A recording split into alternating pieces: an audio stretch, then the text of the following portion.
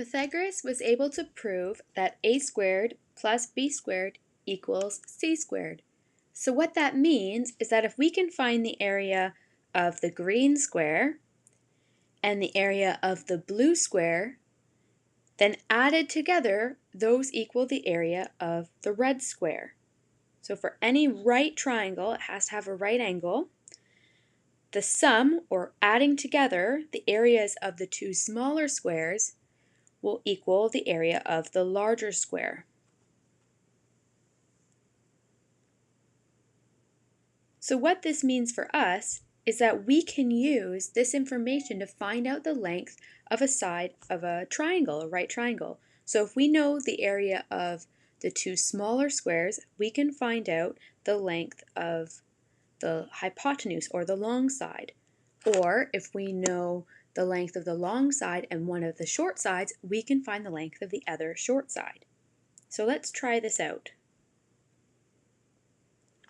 So in this question, we know the length of the two short sides, so we're trying to find out the length of the long side, or the hypotenuse. So for the green square, we know that that one side is 3 centimeters long. So if we were to make a square that lined up to that, we would know each side of that square would be 3 centimeters. So to find the area, we do 3 times 3, or 3 squared. And 3 squared, or 3 times 3, is 9. Looking at the blue square, that side of the triangle is 4 centimeters long. So every side on that square is going to be 4 centimeters. To find the area, we do 4 times 4, or 4 squared.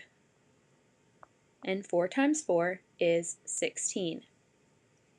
Now Pythagorean theorem tells us that adding those two together will give us the area of the third square, the red square. So if we do 9 plus 16, so the area of the green square plus the area of the blue square gets us to be 25. So we know the area of the red square must be 25 centimeters squared. Now we can use this information to find out what the length of one of the sides of that square would be using a square root. So what that means is what number times itself is going to get us to be 25.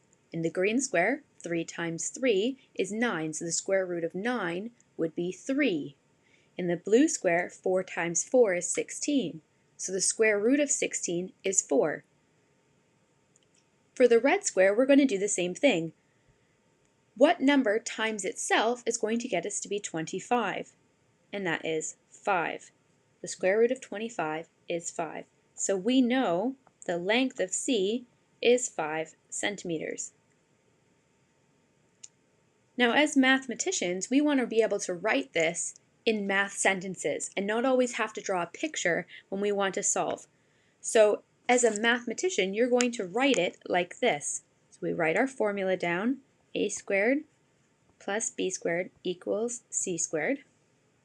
I'm now going to fill in the numbers for the spots we know. So A, the length of the green square, is 3 centimeters, so 3 squared.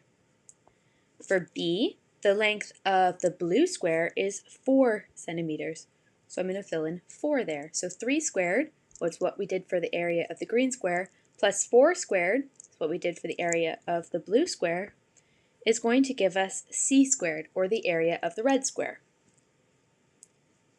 Now we found out 3 squared, or 3 times 3 is 9. 4 squared, or 4 times 4 is 16. And that is going to give us the area of the red square. 9 plus 16 is 25, which is the area of the red square. Now to get rid of the square sign, we're going to square root.